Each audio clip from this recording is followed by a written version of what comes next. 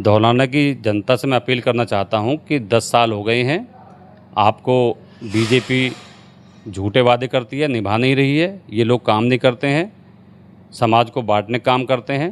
कि इस बार आप श्री अखिलेश यादव पे भरोसा रखें और जैसे ही वो मुख्यमंत्री बनेंगे तो आप देखेंगे, हमें आप 5 साल दे दीजिए, पूरे ज़िले में, पूरे धौलाना में विकास जो है गौतम बुद्ध नगर नोएडा की तर्ज पर होगा यहाँ।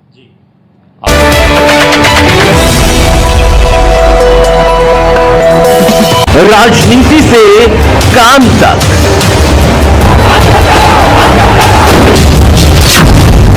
अपराध से अंजाम तक,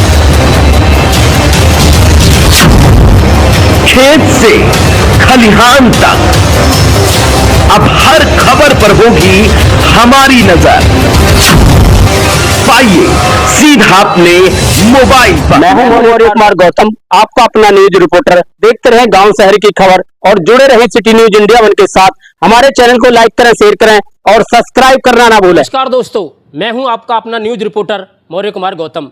आज हम आपको लेकर चलते हैं उत्तर प्रदेश के जनपद हापुड़ क्षेत्र के कस्बा धौलाना यानी विधानसभा धौलाना 58 में। और हमारे साथ कर्मठ, जुझारू और ईमानदार गरीब मजदूरों के हमदर्द प्रताप चौहान जी हैं, जो समाजवादी पार्टी से धौलाना विधानसभा के प्रत्याशी दावेदार हैं। आज हम इनसे जानना चाहते हैं, जनता के बीच जा रहे हैं, किन मुद्दों को लेकर के जा रहे हैं, या जनता से जो वादा कर रहे हैं क्या विधायक बनने के बाद ये जनता का वादा निभाएंगे। आज हम इनसे जानना चाहते हैं आखिर यहाँ पर ये कहना क्या चाहते हैं। मैं हूँ आपका अपना न्यूज रिपोर्टर मौर्य कुमार गौतम। आज हम आपको लेकर चलते हैं उत्तर प्रदेश के जनपद हापुड़ क्षेत्र के कस्बा धौलाना में यानी विधानसभा धौलाना 58 में। और हमारे साथ चौहान साहब हैं। 2027 का चुनाव आने वाला है, यानी मुख्यमंत्री का चुनाव आने वाला है 2027 में। आज हम इनसे जानना चाहते हैं, ये सपा पार्टी से दावेदार हैं धौलाना विधानसभा से। आज हम इनसे जानना चाहते हैं कि धौलाना विधानसभा से आखिर ये चुनाव क्यों लड़ना चाहते हैं और समाजवादी पार्टी में आखिर ये कब से काम कर रहे हैं। चलिए सबसे पहले मैं इनका नाम जानना चाहता हूँ। आखिर नाम क्या है सर? नाम क्या है? मेरा नाम प्रताप सिंह चौहान है और 2014 से 2018 तक मैं गौतम बुद्ध नगर का जिलाध्यक्ष रह के काम किया हुआ है मैंने। और अभी फ़िलहाल मैं धौलाना विधानसभा में काम कर रहा हूँ। एक तो मैं आपको बता दूं, मैं अभी प्रत्याशी नहीं हूँ, मैं सिर्फ पार्टी के लिए काम कर रहा हूँ। मैं पार्टी का एक सिपाही हूँ। मेरा काम है कि 2027 में विधानसभा धौलाना से जिसको भी राष्ट्रीय अध्यक्ष जी टिकट देंगे उसको जिताकर हम लखनऊ में विधानसभा के अंदर बैठाएं, जिससे आने वाले टाइम 2027 में हमारे राष्ट्रीय अध्यक्ष श्री अखिलेश यादव जी मुख्यमंत्री बने। 2027 आने वाला है, यानी चुनाव आने वाला है, विधानसभा का चुनाव आने वाला है। आपके बड़े बड़े होल्डिंग लगे हुए हैं, तो आप दावेदार हैं सपा प्रत्याशी। और कहने का मेरा मतलब ये है, यदि आप चुनाव लड़ते हैं, पार्टी आपको मौका देती है, तो आप जनता के लिए क्या करके दिखाएंगे? देखिए, अगर मुझे पार्टी इस लायक समझती है कि वो मुझे विधानसभा का टिकट दे तो मैं ज़रूर लड़ूंगा। लेकिन अगर नहीं भी देगी, पार्टी जिसे भी देगी, हम उसे पूरी तन मन धन से चुनाव लड़ाएंगे। लेकिन अगर मुझे मौका मिलता है तो मैं धौलाना के लिए मैंने प्लान कर रखा, हम बहुत अच्छे से इसका विकास करेंगे। जैसे हमारे राष्ट्रीय अध्यक्ष जी ने भी घोषणा की है कि अगर 2027 में समाजवादी पार्टी की सरकार बनती है तो हम पूरे उत्तर प्रदेश में 300 यूनिट फ्री देंगे। दूसरी, हमारे राष्ट्रीय अध्यक्ष जी ने घोषणा की है कि हर महिला को 40,000 रुपये सालाना के हम पेंशन देने का काम करेंगे। और मैं जैसे यहाँ क्षेत्र में घूम रहा हूँ, मुझे बहुत बड़ी यहाँ समस्याएं देखने को मिलती हैं कि जैसे यहाँ किसानों की समस्याएं हैं, किसानों को मुआवजा सही नहीं मिलता, जो ज़मीन ली गई हैं उनके नाम चढ़ गए हैं, ज़मीन मिली नहीं है। तो मैं आपके माध्यम से लोगों से ये वादा करता हूँ, अगर समाजवादी पार्टी की सरकार 2027 में आती है, आप लोग यहाँ से विधायक बना के भेजते हैं, तो मुख्यमंत्री बनने के 15 दिन के अंदर जितनी भी समस्याएं हैं हम माननीय राष्ट्रीय अध्यक्ष अखिलेश यादव जी के सामने ले जाकर उसका निस्तारण कराने का काम करेंगे। बात करते हैं 2027 के चुनाव को। यदि पार्टी आपको मौका देती है और जनता ने आपको मौका दिया विधायक बनने का, तो चुनाव आने वाला है 2027 में, तो जनता के बीच आप किन मुद्दों को लेकर के जनता के बीच जाएंगे आप? देखिए, भारतीय जनता पार्टी में आपने देखा होगा यहाँ विकास दूर दूर तक नहीं है। ये लोग सिर्फ झूठ बोलते हैं, हिंदू मुस्लिम की राजनीति करते हैं।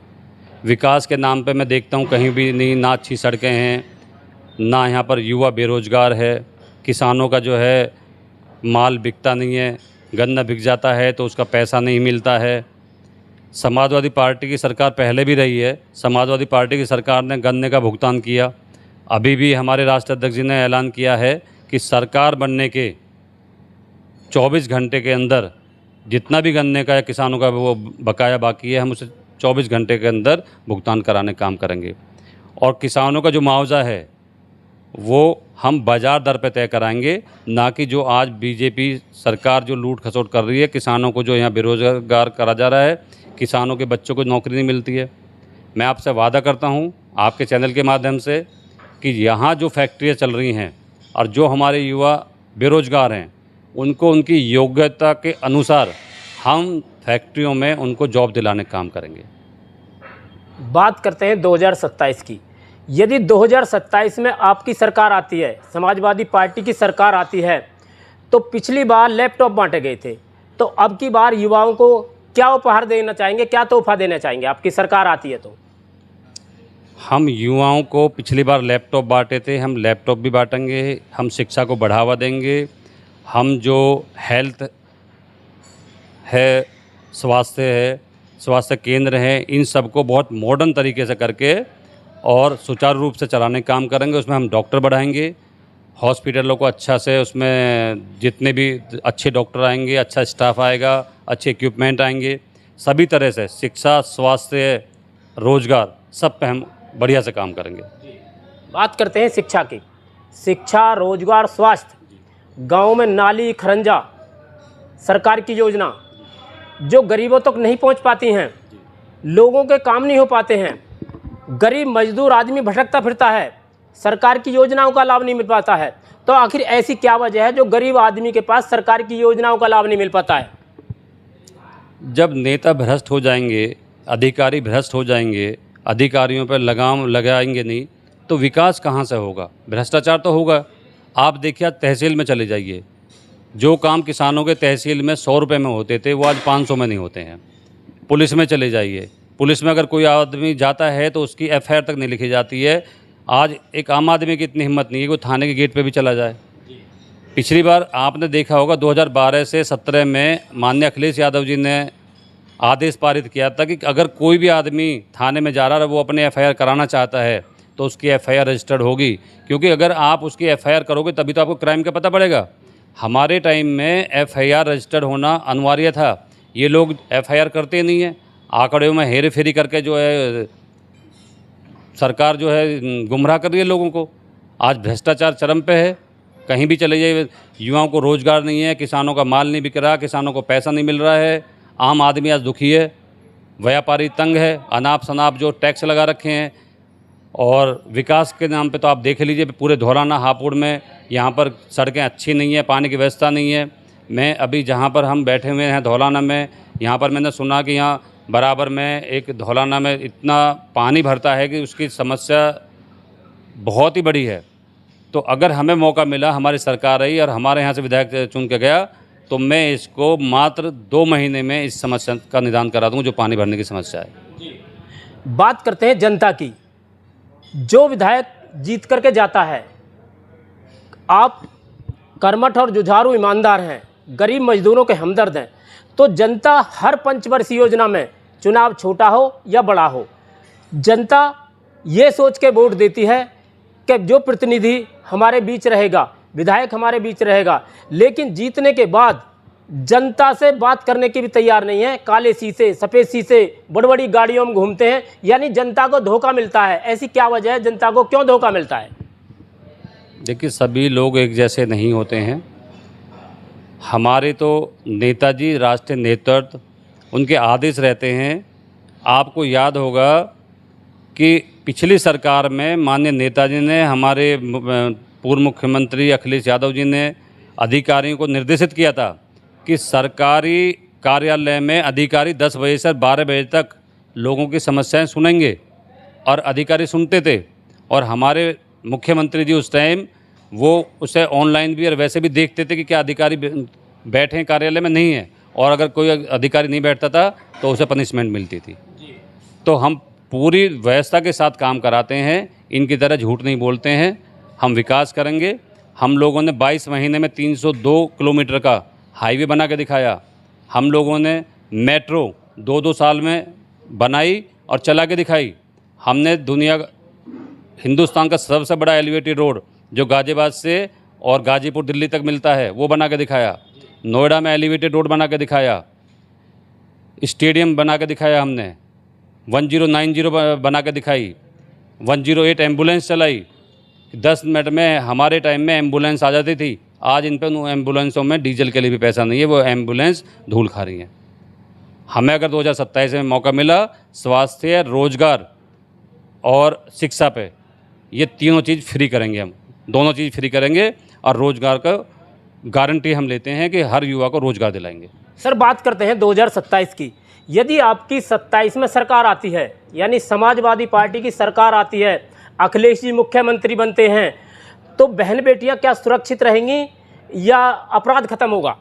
100% बहन बेटियां सुरक्षित रहेंगी। अपराध बिल्कुल 0 टॉलरेंस की नीति रहेगी। इनकी तरह झूठे आंकड़े पेश नहीं करेंगे हम। किसी की हिम्मत नहीं है कि अखिलेश यादव की सरकार में कोई गुंडाई कर लेगा। बिल्कुल बहन बेटियां हमारी सुरक्षित रहेंगी, उसका हम वादा करते हैं और गारंटी लेते हैं उस बात की। मतलब बहन बेटियां सुरक्षित रहेंगी? 100% सुरक्षित रहेंगी। तो शिक्षा, रोजगार और स्वास्थ्य के बारे में क्या कहना है फिर आपका? शिक्षा फ्री होगी 12वीं तक। रोजगार में हमने आपको बताया जिसकी जितनी योग्यता होगी उसके अनुसार इनको फैक्ट्रियों में रोजगार दिलाए जाएंगे। सरकार में जितनी भी ज़्यादा से ज़्यादा होंगी भर्तियाँ निकाली जाएंगी, युवाओं को रोजगार मिलेगा। और जो चिकित्सा है पूरे क्षेत्र में ज़्यादा से ज़्यादा नए तरीके से, मॉडर्न तरीके से हॉस्पिटलों का जो अपना ये केंद्र चल रहे हैं यहाँ पर, इन सब का जो है मॉडर्न तरीके से विस्तार करके और यहाँ अच्छी से अच्छी चिकित्सा का प्रबंध करेंगे हम। बात करते हैं 2027 के चुनाव की। किसानों का कहना है भारत देश में किसान अन्नदाता है, भारत देश का किसान अन्नदाता है, लेकिन यदि कोई व्यक्ति एक सुई से लेकर जहाज तक बनाता है तो उसका मूल्य तय करती है कंपनी, यानी कि तो किसान का, जो किसान अपनी फसल उगाता है, किसान को पता होती है कि इसमें यूरिया कितना डाला जा रहा है, पानी कितना डाला जा रहा है, बीज कितना डाला जा रहा है, मजदूर कितने लगाए जा रहे हैं। लेकिन यदि आपकी सरकार आती है तो किसानों को ये अधिकार आपकी सरकार देगी कि वो अपनी फसल का मूल्य लगा सकें। हमारे राष्ट्रीय अध्यक्ष जी ने पहले ही घोषणा कर दी है कि किसानों की ज़्यादा से ज़्यादा फसलों का हम ऐसे MSP निर्धारित करेंगे और बाजार रेट पे उसको बेचने का काम करेंगे और किसानों को पूरा पैसा दिलाने का काम करेंगे। MSP लागू करेंगे हम। MSP लागू करेंगे? बिल्कुल MSP लागू करेंगे हम। ये हमारे राष्ट्रीय अध्यक्ष जी ने घोषणा कर दी इस बात की। मतलब किसानों के हित में काम करेंगे? बिल्कुल। ये किसानों की ही सरकार होगी, ये युवाओं की सरकार होगी, ये महिलाओं की सरकार होगी। आप देखोगे समाजवाद का मतलब है कि सब समाज को साथ लेकर चलने वाली सरकार होगी। 2027 में अखिलेश यादव मुख्यमंत्री बनेंगे, ऐसे हमें पूरी उम्मीद है इस जनता से और पूरे उत्तर प्रदेश से। जैसे बात करते हैं किसान मजदूर की, यानी अधिकारियों के चक्कर काटते रहते हैं, तो आपकी सरकार में भी ऐसे ही किसान मजदूर अधिकारियों के चक्कर काटेंगे क्या? बिल्कुल नहीं काटेंगे। हमारे टाइम में ना तो 12 से और 17 तक की सरकार में किसानों को चक्कर काटने पड़ते थे। अधिकारियों को ये डायरेक्शन दी जाती है कि 10 बजे से लेकर 12 बजे तक अपने कार्यालय में बैठ के लोगों की जनता दरबार लगता था।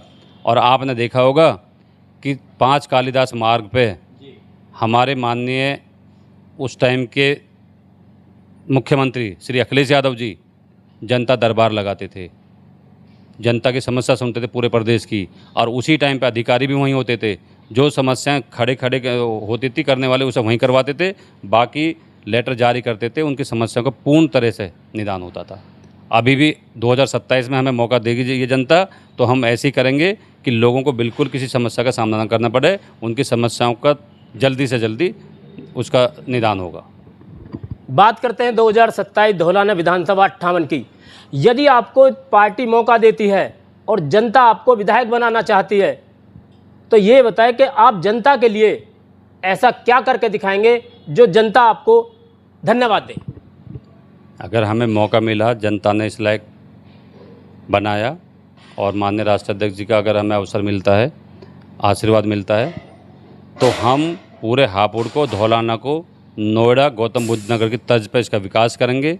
यहाँ पर अच्छे रोड बनाएंगे, अच्छे पानी की व्यवस्था करेंगे, अच्छे हॉस्पिटल होंगे, अच्छे कॉलेज होंगे। जनता को लगेगा हाँ कि कोई सरकार यहाँ काम कर रही है। तो कहने का मेरा मतलब ये है कि यदि आप जनता के बीच वादा करते हैं तो उन्हें निभाएंगे, या आप भी काले शीशे सफ़ेद शीशे की गाड़ियों में कहीं दूर मिलेंगे?